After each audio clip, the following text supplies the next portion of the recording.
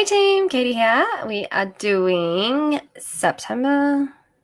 What month are we in? September's coaching call for training trainability. And this month's lesson plan was the softening, getting let into the saddle, getting let into our horses' hearts, getting our horses softening and walls coming down with them.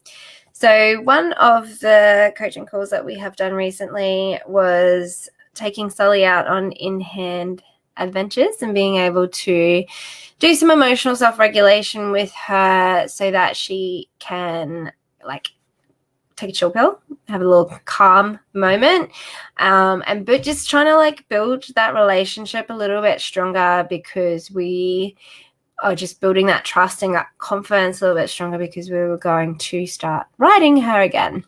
So previously she has had 2 weeks at a breaker, maybe 3 or 4 years ago. So it was while I was pregnant, I think, maybe. Yeah. So 3 years ago. So she had 2 weeks of breaker. Everything else is the work that we do. And so she's done basically all of trainability to get her ready to be backed. And so the goal is to have a safe horse that knows how to look after its rider. And so the first step of that is confidence in the saddle, the cue training, the communication from the in-hand work, and just accepting the fact that we are now transferring the relationship to her back. So we have been doing our in-hand adventures to build that confidence and the trust in each other and to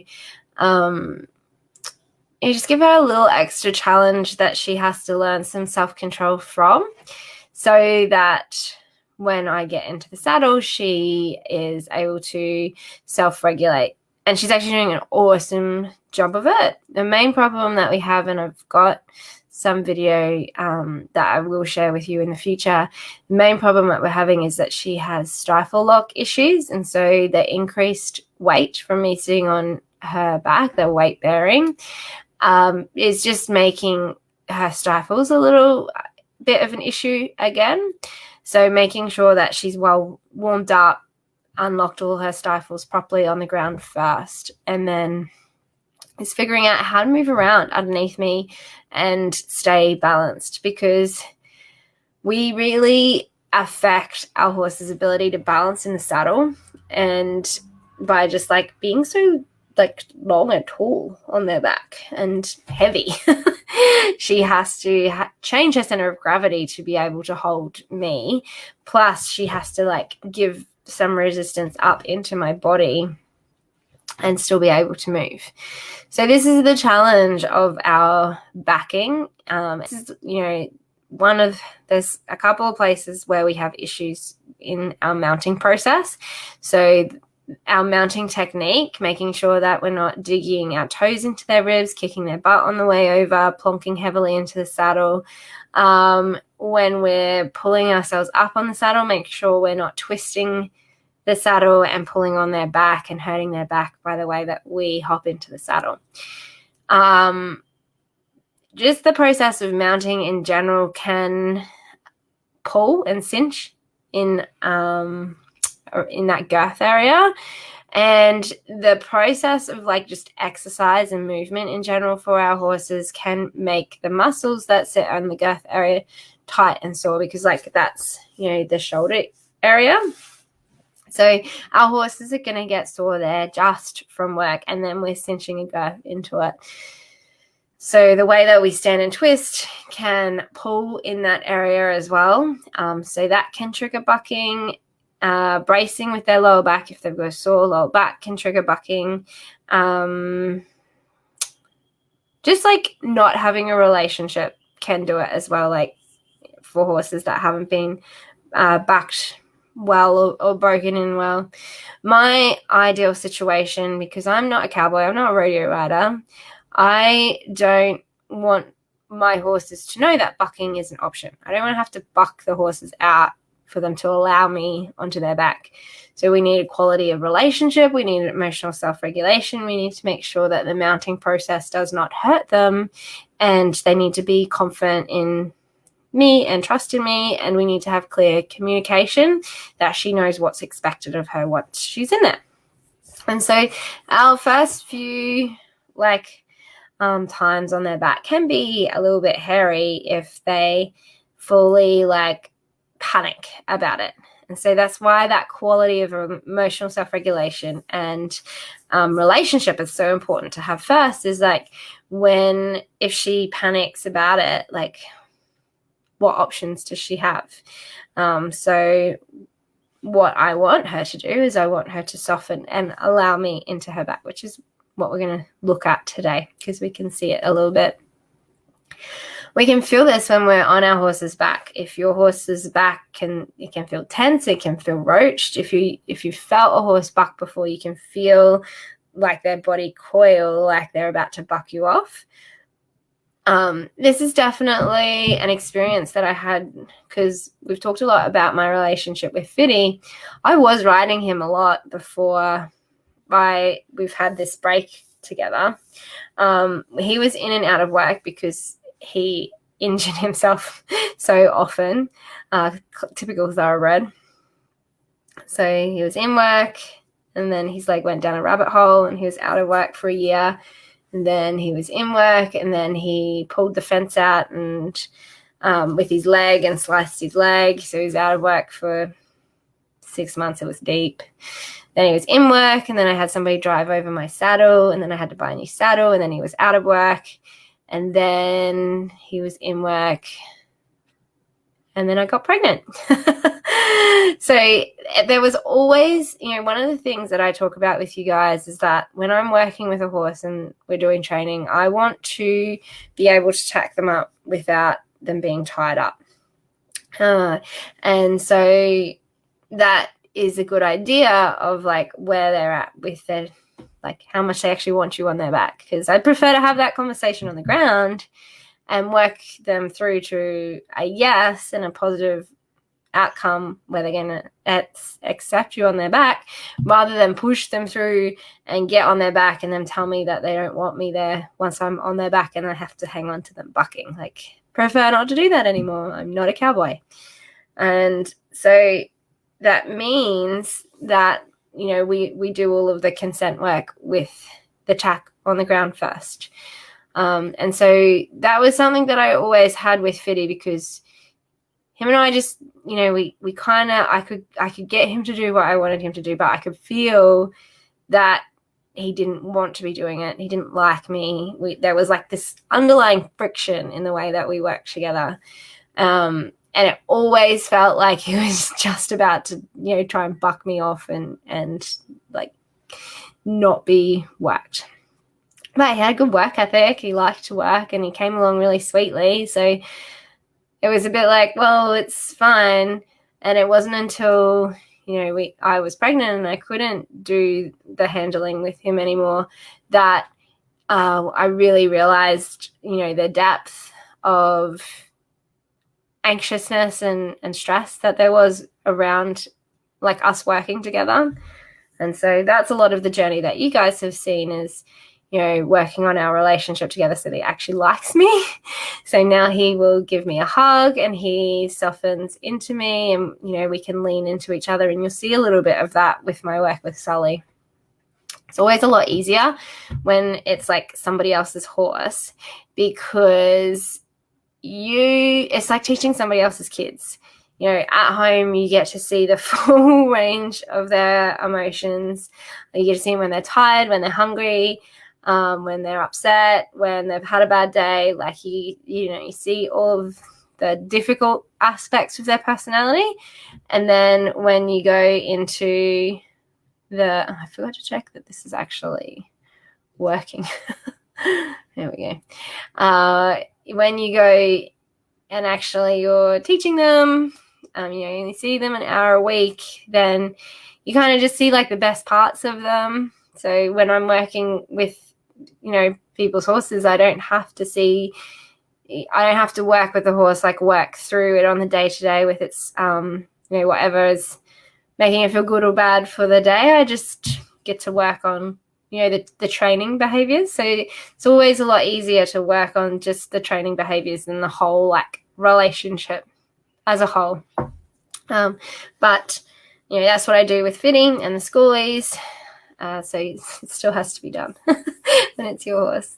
And it does, like, it works in that relationship does build out a lot stronger than what I can get it, obviously, with the horses that I only see once a week. But it does mean that I can progress a little bit quicker because I don't have to go through like the full scope of their personality to just get like the next stage. So I can't remember why we started talking about that. With Fitty. So with Fitty, we had that, like, I could feel like he didn't want me in the saddle.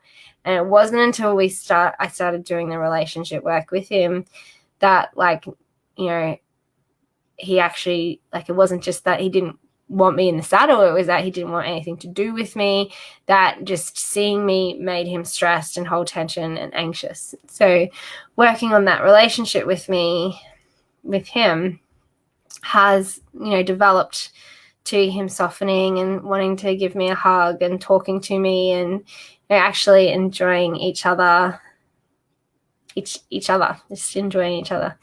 So there are, the skill sets that our horses need for the cue training and for the communication, but then there's also, the quality of the relationship. Does your horse have walls up against you? Is your horse saying no? Are they, like, not giving you eye contact? Are they bracing their body against you? They just like, ah! And if we get that in the saddle, then, if they're already braced against you, not softening into you, then it's not going to take much to push them over threshold into like bucking or spooking or any bolting or anything like that. So we'll have a little look at Sully. There we go. So our warm-up process is asking her to connect with me, and then we do our in-hand so that I'm cueing my bit cues in and some whip aids in for away from, and some connection and softening work. There are things that we're going to do with our horses that they really just don't love. The girth is one of them, and it is of a particular nuisance when, the girth isn't easy to do up. So if we're having to, like, really pull them around. So you can see, like, there's a bit of a emotional regulation here. She's doing some breathing. She's not giving me eye contact. I've invited her to connect with me. Just having some patience and waiting for the yes. So you can really clearly see the huffing there. And then there's the release of the no there. She comes around and we can do a little reconnect. So these are, the kinds of things that I want to see in the relationship that lets me know, we're on the same team. If she is feeling a certain way about what I'm asking her to do, she can calm herself down without taking it out on me. I want that when I'm in the saddle because, being on her back is a lot more stressful and she has to figure out how to move around without, with me on her back. So we are using the crate as a mounting block, and it's really poor form of me, but is the only option that I actually have at this adjustment facility. Please don't use a crate. If it snaps and you go through it, the plastic is really bad on your legs. And then please just ignore me using a crate. Sorry. It was said, do as I say, not as I do. Do not use a crate as your mounting block. I'm going to have to just go out and buy one that I take to this lesson. So what we're looking for here is her standing up, so you can see where she's kind of braced into her leg there to hold me. And then our mounting is lots of steps broken down. Consenting the mounting block, consenting standing on the mounting block, consenting standing on the mounting block, foot in the stirrup, consenting standing on the mounting block, foot in the stirrup, lie over the saddle.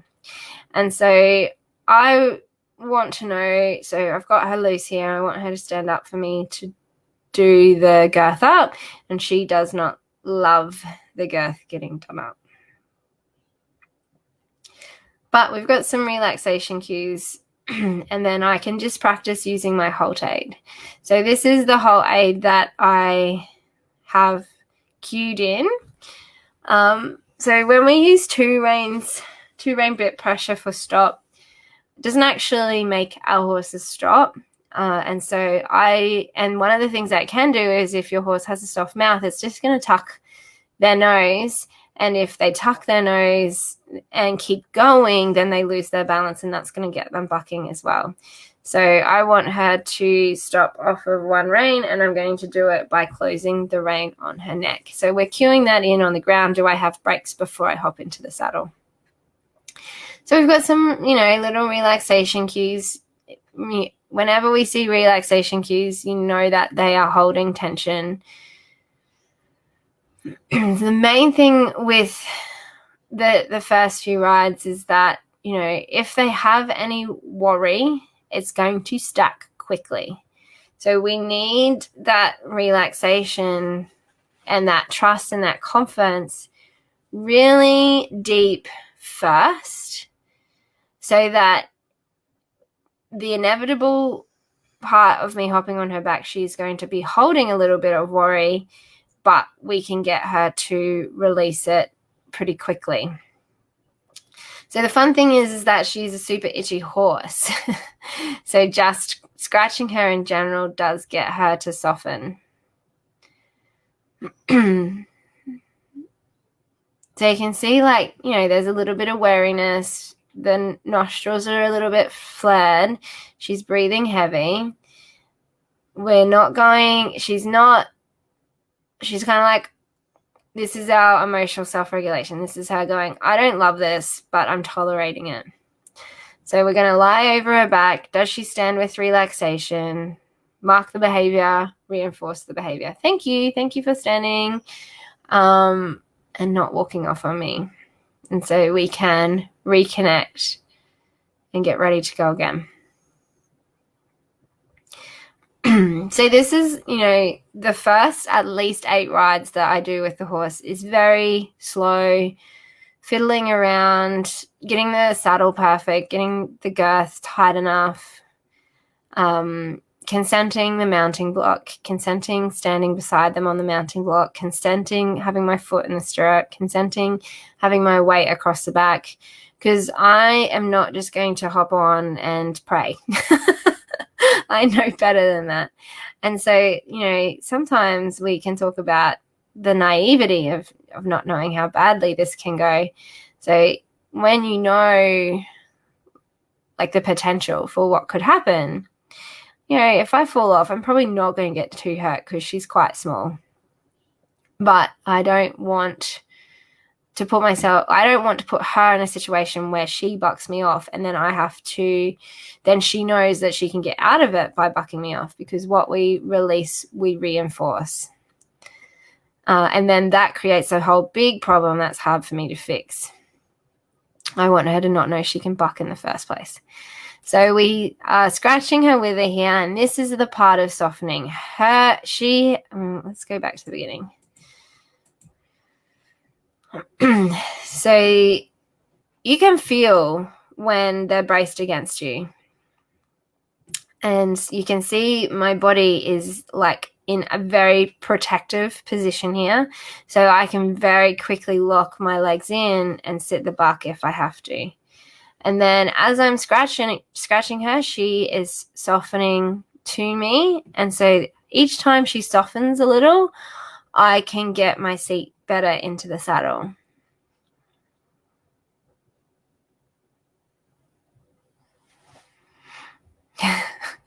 Very easy win here for the softening and being let in.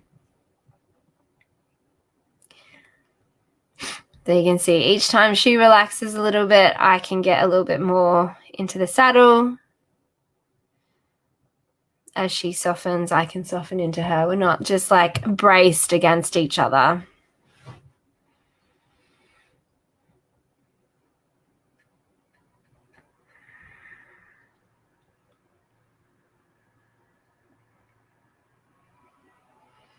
And we've got our relaxation cues.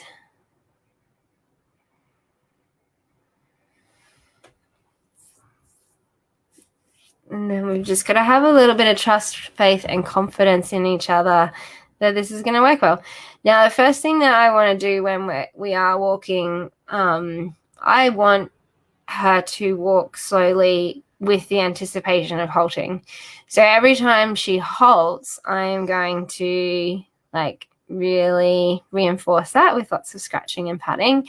So we're trying to keep that state of mental relaxation through to the saddle and the time that we're spending together in the saddle. So I'm reinforcing the halt and the relaxation first and foremost over anything else. And so over time, the horses build confidence in how many steps they take. So quite a lot of riders and trainers don't ever have the experience of breaking a horse in. And one of the things that is really important to the horse is the confidence to know what to do. You've got to ask them what to do next. So our horses don't just confidently walk and go, oh yeah, okay, we're just walking now. They take a couple of steps and they say, am I doing the right thing? And that's what we want from them. We want them to check in with us. We want them to say, am I still doing the right thing? So that we're not waiting for there to be a problem to fix the problem. We're telling them what to do. Take a couple of walk steps, halt.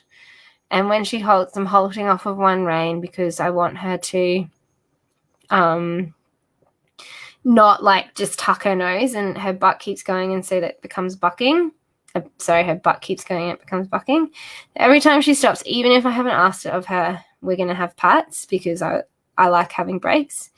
And this is really normal of our green broken horse is how do I turn when you've completely changed my center of gravity? So she went to go into her turn there and she lost confidence and backed out of it. So I'm not going to put pressure on that. I'm going to say, you figure your body out, but we're going to be turning. So anytime, she feels a bit of hesitation or a bit of stress, we're going to come back. Where's your state of relaxation? Soften into each other. Especially as an Arab mare, her behavior is going to escalate quickly. She will get over threshold quickly. So we are always prioritizing and reinforcing coming down and relaxation first. Good girl. There's our relaxation and softening. And then we can ask her to keep going.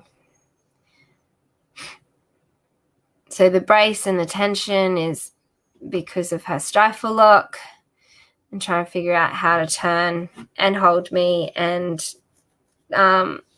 deal with her stifle lock. So having stifle lock issues in these first few rides and the stifle's getting tight and sore from carrying me can very quickly escalate to bucking if I try and push her. So my next job is to figure out, or to get her to figure out how she can turn underneath me and navigate her stifle lock. And there's our halt aid, so it's just a little closed rein on her neck, very gentle. So this is why our communication and our cue training on the ground is so important first, and there's our rein back, is that she needs to be really confident with these words in the saddle. She needs to know 2 legs mean go. Well, actually, she doesn't know 2 legs mean go. She actually knows walk on, and we're associating the walk on cue to the 2 legs. She needs to know where the halt aid is. She needs to know where the steering aid is. Follow the gentle single rein pressure means follow. Closed rein means halt, and 2 reins means think, stop, think back. But it's also important for me to be paying attention and aware of what she is thinking.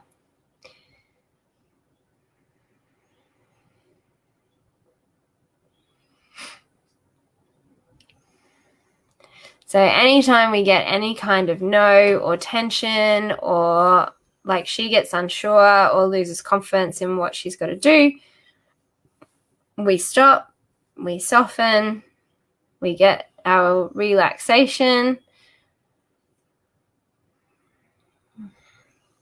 we do our reset. There's our relaxation cues there. And then we're ready to go again. She's shifting underneath me to try and move my hands back so I can scratch more under the saddle. So this is the softening, right? She is softening and letting me into her back. She is stopping any escalation of tension, nerves, unsure, worry. We're going to finish on a positive note, feeling like we could have done more. She's going to figure out how to move her body around underneath her stifle lock. So that means that this breaking process takes a little bit longer than it would with a horse that didn't have stifle lock. And then, after this, so this is like where strategizing your training session becomes really important. What are you teaching? What are you reinforcing? What's the positive note that you're going to finish on? What are you going to be happy with? You have to be really, not emotionally connected to the outcome, and just like, what is going well for your horse? Where do you stop? Because what we want to do, they don't, it's hard for these horses like the first time. You should see like how much muscle she's put on just because of 4 rides. Like, she's a little girl. She is holding 75 kilos. That is a lot of weight bearing that she has to do to be strong enough just to carry me and walk and turn and stuff. So as we progress, she's saying, like, not in this training session, but in the lessons that we did together afterwards, she starts to say no. So what we're looking for is, how can she be proud of the work that she is doing? So it's about little challenges with an immense sense of task achievement and satisfaction is what's going to keep her interested and engaged in doing something that is hard for her. It's hard for her to carry me and move around underneath me. But we're seeing the relaxation cues there. She's got some really nice emotional self-regulation. You can see like a tiny bit of worry in her eye. And that's, one of the things that I keep an eye on with her. That worry is just being unsure of what we're doing. And apparently when she went to the breaker for the 2 weeks, she refused to talk to her owner for 2 months when she came home. So she definitely didn't have this kind of experience at the breaker. The breakers don't get the opportunity to take things this slow. But when we want to create a safe horse that knows how to look after intermediate riders, then our priority is on her emotional state and the clarity of communication, more so than it is on the achievements and the skills that we achieve in the training session. Finish on a positive note, feeling like we could have done more, reconnect, make friends. I'm talking about how wobbly she was starting to get underneath me. Okay, so we've got a couple of others that we can look at, and you're just gonna have to bear with me while I go through and find them, find where I put the notes for where I put them. So we've looked at this before, but Rafi is a good example. Rafi is a horse that hasn't had basically any negative experiences in his life. And so, we're looking at the different horses that we're working with. So Sully, again, she has basically had no negative experiences in her life. So we have the opportunity to shape out the behaviors that we want and put stop cues into the behaviors that we don't want. When we're working with horses that have experienced physical or emotional trauma like Zodi, or have had like change of homes, not settled, we don't have that secure attachment, we have to do a lot of like emotional work and secure attachment work first before we can go to work. And so Rafi is a really good example of a horse that can very comfortably say, this is what I need to thrive in the training scenario that we are doing. He needs a good 15-minute cuddle and scratch before you hop on him. And that's not to say that you can't just hop on him, but he really likes that connection work before you ask him to go to work.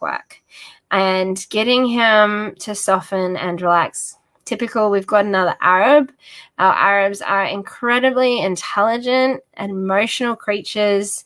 If we just go straight into work, then he very quickly gets fairly high threshold because the brain fires quick. He's learning quick. He's trying to people please. So he gets that tension, and it's not a negative tension. He doesn't do anything naughty, but he just gets worried. So again, we're going to hit that threshold. He is also a green horse. We're going to hit that threshold quick. We want to keep him under threshold. So where is your emotional reset? How much does the horse let you in and soften to you? How are we going to bring the energy up from there? So, the Arabs, they're kind of easier in a sense. Once you know how to keep their energy levels down, they're almost easier because they're so intelligent. They pick up what you're trying to do quickly, even if you're not doing a great job of it. And they have a good work ethic. When we're working with, our heavier horses, they are a little bit slower to think, so motivating them is a little bit different, and that's going to be next month's lesson plan, October's lesson plan. I'm just in the middle of writing it at the moment, is how we're going to motivate different horses, how we deal with stubbornness, frustration, different learning behaviors that come up when our horses are seeking answers and trying to work with us. So we're bringing them down into this deep state of relaxation, and then we're trying to bring them back up into that work, but we're trying to keep that relaxation in their work. And we do this with small, achievable challenges with an immense sense of satisfaction and task achievement. That's what develops the positive work ethic and inspires them to keep going and to keep trying every time we work with them. And sometimes, it's going to be so dependent on the day. You can go out to the paddock and you can be today is going to be one of those days where my horse is uncooperative. You can just feel it in the air. When you get used to being around your horses all the time, you can feel, oh, there's a storm brewing out west. I know that my horse isn't going to be paying attention. Oh, it's a bit windy today. They're going to be unfocused. So it's adapting to the horse. Early mornings, warm days, cold days, they're slower moving, less responsive. So, you can use those days to go easier and steadier, or you could maybe think about putting a bit more pressure on them on those days because you know that you can ask a bit more of them without them getting so stressed and hyped up. I love Rafi. He's so beautiful. So we're going to have a look at a couple of other horses. Softening.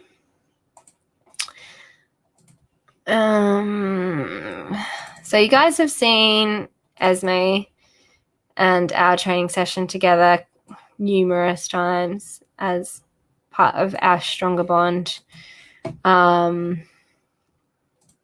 trainings, but I'm going to share this from the softening aspect.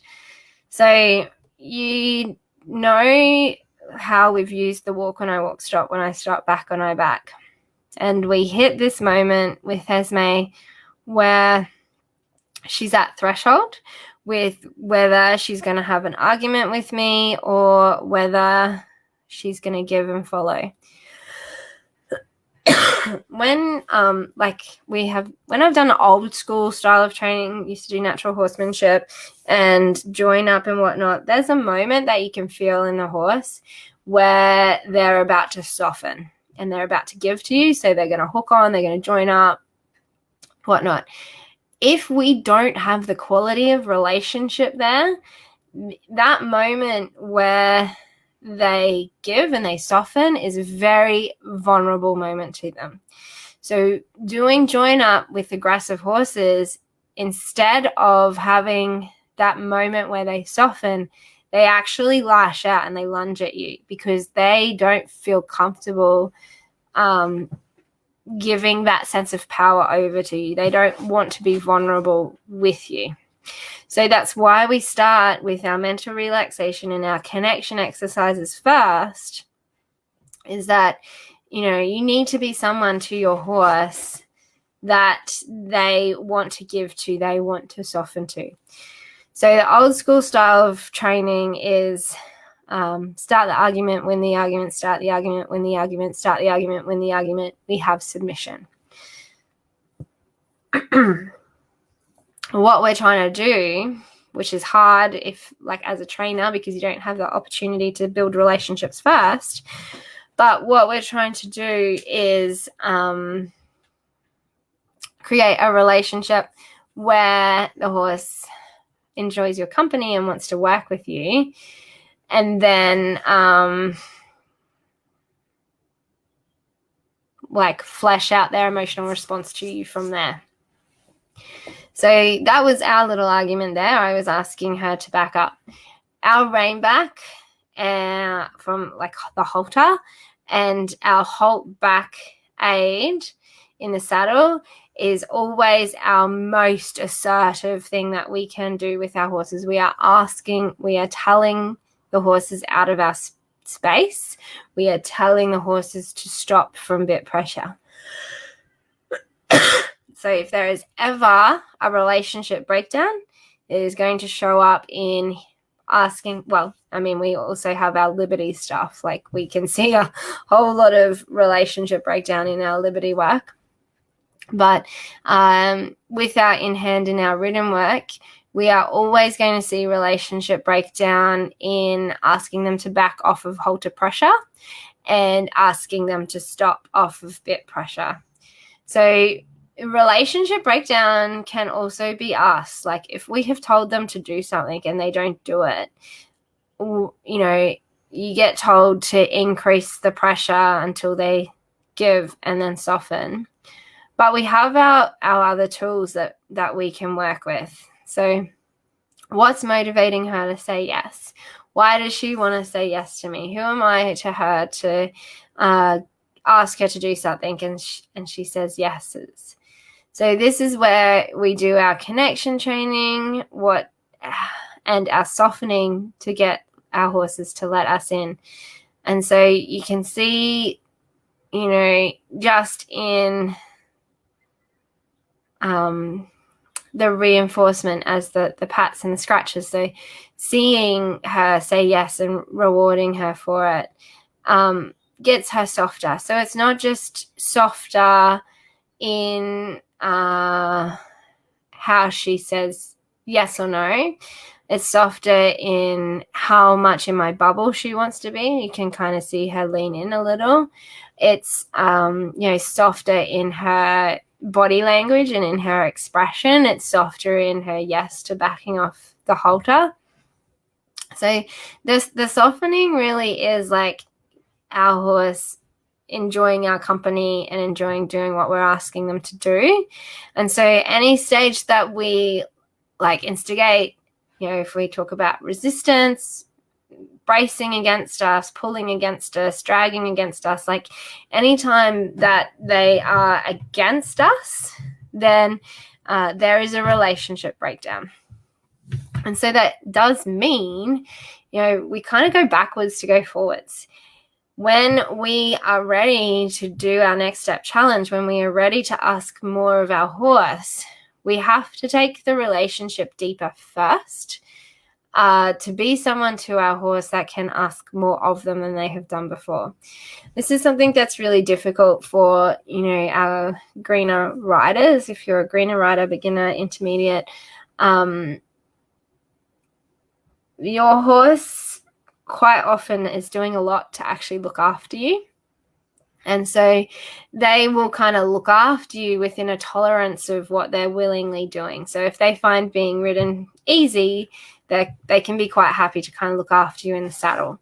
But then if we go, okay, like I'm doing this really well now, I'm ready for my next challenge, you inevitably end up in an argument with your horse because the quality that they have given you to this point has been okay, and now you're changing your expectations, you're setting them higher, so that is going to start an argument with the horse.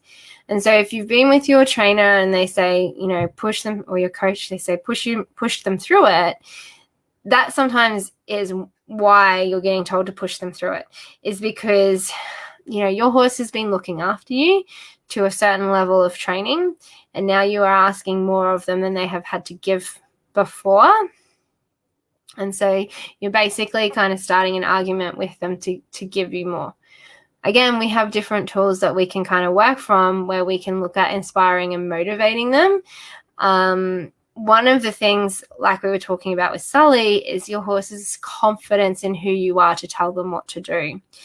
And this can be like, with our older horses, they kind of lack the naivety of the young horses, and they're like, I can see that you don't actually know what you're doing, so you can't tell me what to do.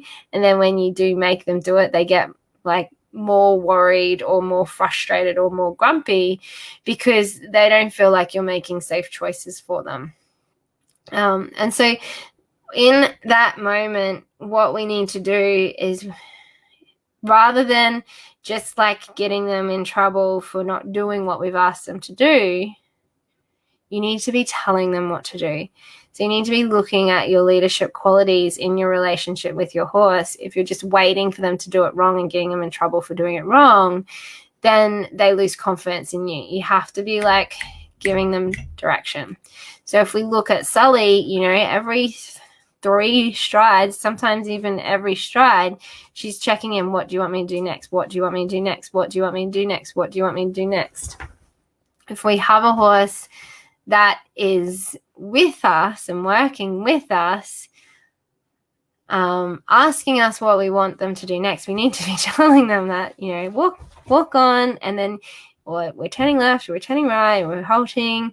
Whatever it is that you're doing with them, you're going to be telling them frequently. And then with our green horses, it might be every 3 strides we're telling them to do something, and then we might work on stretching it out to every 5 strides.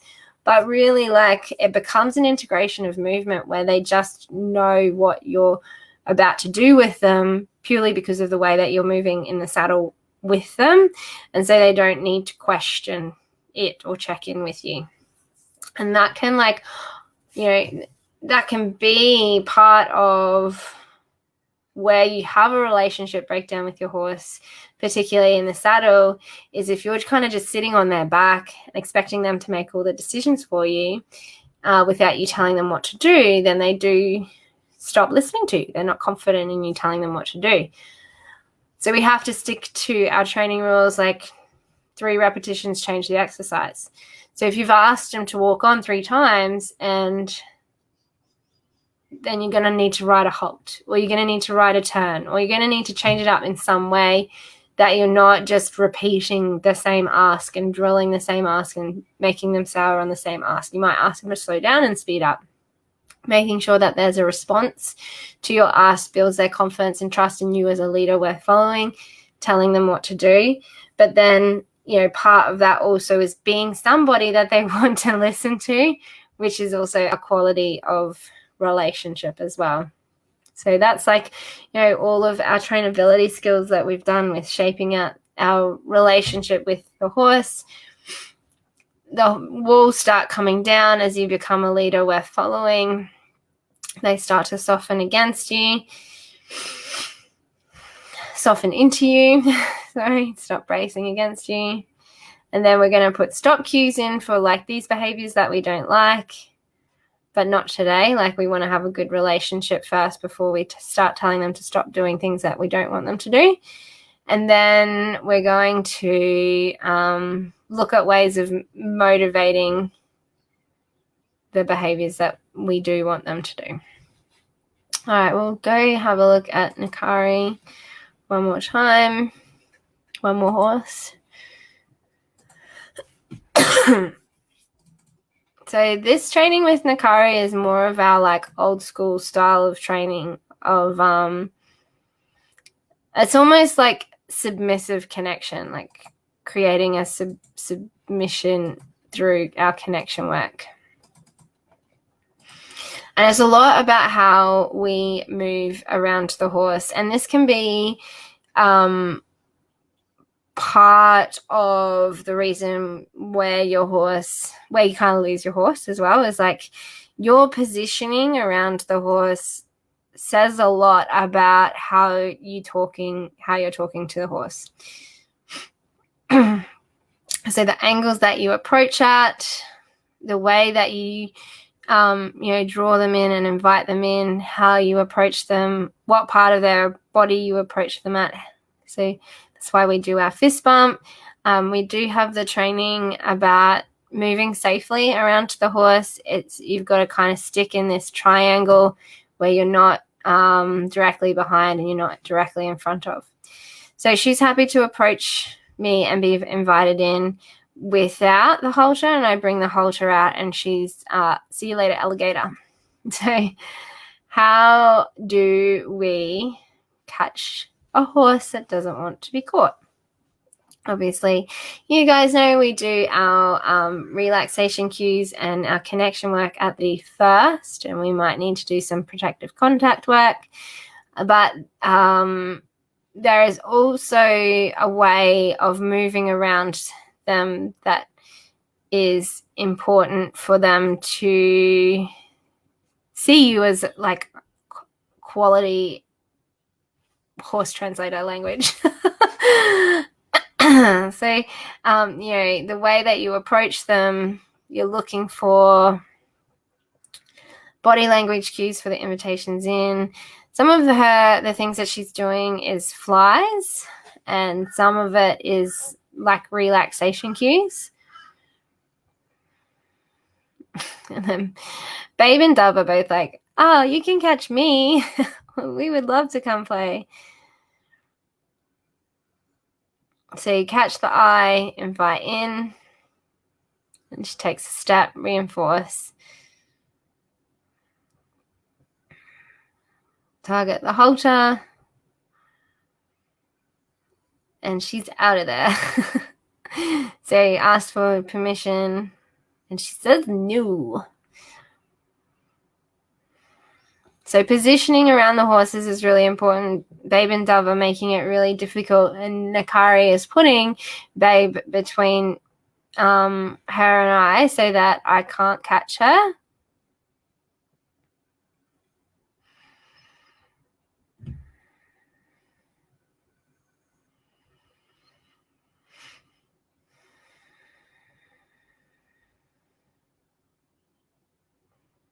And then she's putting Dove in between us.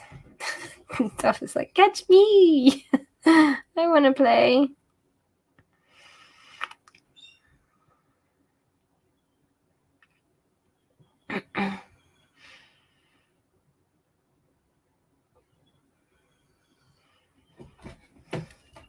So you can see like the way that Nakari sent Dove away there. It's, they know how to position themselves around the other horses. So you want to take some time. Like if you have a couple horses in your back paddock or where you're adjusting, like take some time to just sit and watch how they move around each other and how they talk to each other. So here Nakari is actually herding Dove around.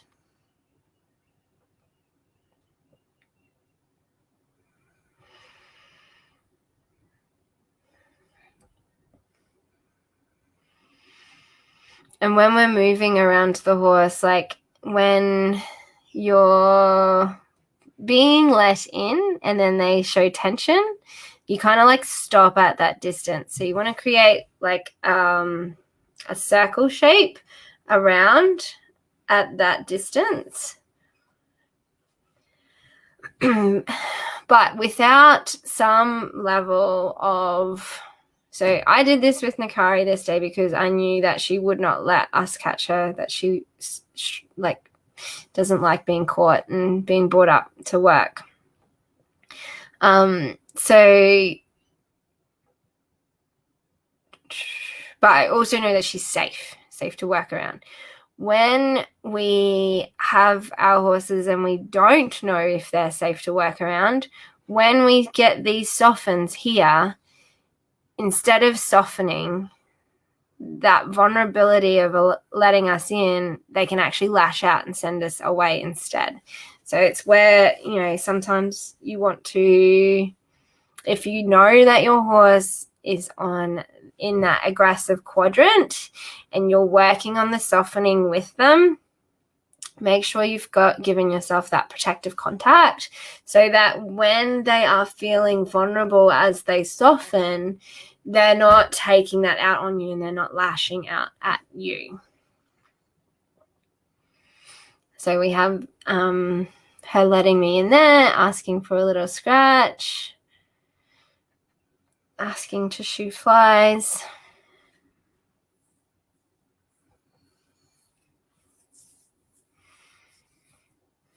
We've got some of the tension going out there. You can see the nostrils blowing first. Head gets lower, the ears get softer. Doing some like little connection work with some scratches and pats.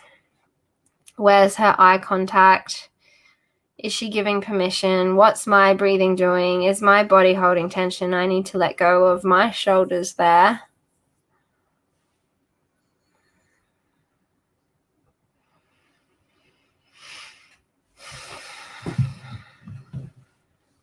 And then if you watch the other girls, they're actually doing some relaxation stuff as well, where they're actually trying to help regulate Nakari. We've got a nice relaxation cue back here where she's rested her leg. We've got Dove over here giving relaxation cues, Babe over here giving relaxation cues, getting more relaxed. So this is also where, you know, having your horse in a herd can be so beneficial, especially of like an emotionally balanced herd, is they can help regulate each other, and then you don't have to do as much work on that emotional regulation yourself.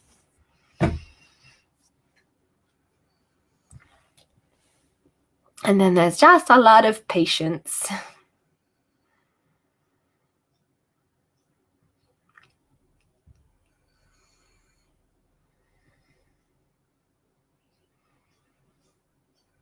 So we've got Babe back here doing some soothing with her.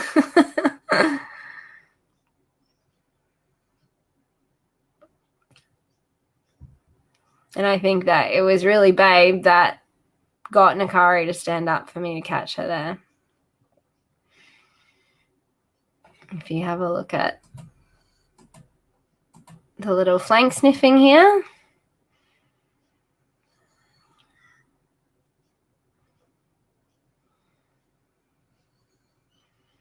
And then we get the softening. So when I go to put the lead rope around, we have, we get the brace there. We've got the tension there. But then she is going to put her halter on.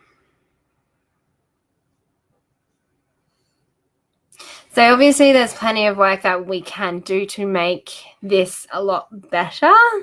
But it's just another perspective of where the horses are going to brace against you and put that wall up. So everything that we are doing with our horses is like, you know, how do we get let in? How do we get them to soften, let into a relationship with them, let into the saddle? Like, allowed into their body, allowed into their space. It's like, you know, I have like a handful of friends that are, you know, real extroverts, and so they will just hug and touch anybody. They don't have an awareness of, you know, personal space. They don't feel uncomfortable with people standing too close to them. That's kind of like a Clyde, like our heavy horses. And then you can have the rest of them are kind of like, so there is some bubble, like what the bubble looks like is dependent on the relationship. So you'll have, you know, a relationship with someone where you kind of like melt into them. You're like, oh, thank God you're here. You make me feel so much better. Or you'll have a relationship with someone where you're like, you're standing too close. Like, just move over a touch, move over a scooch. And then when they go to hug you, like, don't touch me. Or like if you're at the shops and you've got people standing too close to you, like, you know, just give me some space over there. I've got a big bubble. So your horses have the same thing, and how they manage it is completely dependent on their temperament. So as I said, like the horses in the aggressive quadrant, before they soften and let you in, they actually lash out. Your horses that are in the shutdown quadrant, they won't tell you that they're uncomfortable with you being in their space. They just kind of won't look at you. They won't like give you acknowledgement. They've like tuned you out, that you don't exist to them anymore. And the horses that are in our spooky quadrant, you know, initially they might be running away from us all the time, but then once they feel safe with us, they're like basically in our lap going, save me, save me, save me, save me. So with them, we have to like kind of coach their confidence out within themselves so that they're not sitting in your lap trying to get you to be their security for them and their security blanket. So understanding, I think we're getting pretty close to needing to do a whole new set of our quadrants.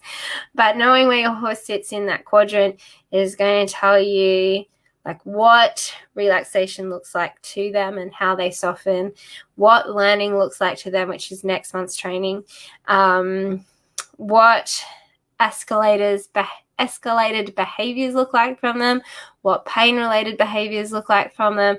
You know, we're going to see those different expressions of who they are within those like situations that we put them into. And so then, like for you as the trainer, is to understand like where you kind of sit in all of that as well, and how that affects your relationship with the horse and the horse's relationship with you. And then you're going to like work, you're going to have like a challenge that you're working on. You're going to work through that, and it's going to help you get to know your horse better, and hopefully it helps you get to know yourself better as well. And then you'll feel like, you know, you finally have success and you've like fixed a problem. But we don't fix our horse's personality. We just understand them better. So the next thing that we go into, we go to up our expectations. We go next step challenge. We go to move forward. All of those things are going to come back up again. So it's, you know, does your horse feel safe, secure, and connected to you, their environment, within their herd, and within themselves? Are they confident and trusting? What are their like learning behaviors going to look like when they get frustrated, stressed, overwhelmed, anxious, worried, what have you? And then where we're going to put stop behaviors in, where we're going to put accelerators on behaviors. So the accelerator behaviors, like we're trying to do with like willingness, happiness, the quality of relaxation, the quality of connection. We want them to fully accelerate their love for us. We want them to fully accelerate their happiness to work. We want them to fully accelerate their relaxation around us. So, you know, what are those emotional states that we're going to ask them to accelerate on? What are those emotional states that we're going to try and put some stop behaviors in? And sometimes it's like we're going to put some stop behaviors in on those fully accelerated emotions that we wanted. So, for example, our willingness can come from a state of play. So if we're playing with our horses, they can kind of escalate that to what it looks like to play with each other, which is an appropriate in the horse-human relationship and makes it dangerous for us. So sometimes we'll have to put a little stop behavior in there and say, no, when we play, you don't get to strike out at me. You don't get to, rear at me. You don't get to like do any of those, behaviors where they're getting carried away and they're not getting excited. It's like working with toddlers and kids. When they fully accelerate on their play, inevitably they end up hurting themselves. And so sometimes, you let them learn their own limitations. So with our horses, we let them accelerate on that play and hurt themselves so that they put their own limitations on themselves, as long as like when they're hurting themselves and not like actually, significantly hurting themselves. They're kind of like just playing and then they do something annoyingly stupid. But then also we're going to put stop behaviors in where they have the potential to hurt us as well. So let me know where you're at with all of that. If you need some more support, if you need some more help, we're going to work on these coaching these behaviors. We're going to work on learning behaviors. I've got some video for that for next month where we've been working on that with our school horses. The school horses have been good because I don't have to repair emotional issues too much. And we can look at what coaching out a work ethic looks like in different horses, because they already kind of have one and we're just taking it deeper. But then, so we've got like our horses that understand how to work and look after us, and we can try and make that look more positive, make a more positive experience for our horse. We've got our green horses that we're starting. And so it's like we can kind of coach out what that behavior looks like. And so when we're doing that, what I'm doing is really controlling the environment. I'm not putting Sully in a situation where she feels like she needs to buck or do anything that is dangerous. And then we're going to like do incremental challenges that increase her coping threshold, but we're going to like pay attention. Like, is she kind of getting too close to threshold? Do we need to shift direction, change it up a little bit? And then we've got our horses that are not securely attached within the relationship with us. So we need to do that relationship work first. And we might need to do the trauma work first if they're like Zodi. And then we can't change the experiences that they've had.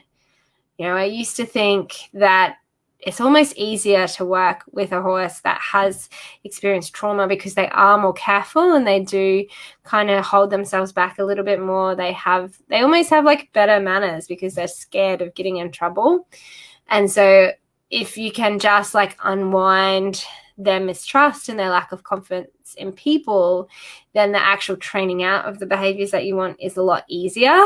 But then, the work that we're doing of like, how do you train these behaviors out, working with a safe, secure, connected horse that hasn't experienced anything else in their life, we can coach that work ethic out through like small achievable challenges with an immense sense of satisfaction and achievement. What would it look like if my horse was proud of itself within this training situation? What would it look like if I brought like a fully open heart and love to this training situation? What would it look like if I enjoyed working with my horse, if we played? What would it look like if my horse felt safe around me? So we're looking at those positive experiences that we're hoping to create with our horse and trying to integrate that into the structure of our training session and flesh that out. And that's also always why we go back and we do our reflection work, because inevitably we're going to, have situations where we've overfaced our horse, we've had a bad day and we've escalated with them. There's going to be situations that aren't going to go to the book and be perfect and you're going to feel amazing about afterwards. But that's why we have our reflection work, and then we get to know our horse better. So an example of that is working with Rabbit. Oh my goodness, the stubbornness and the digging the heels in. So frustrating to me because I love a horse with a good work ethic that like is a people pleaser.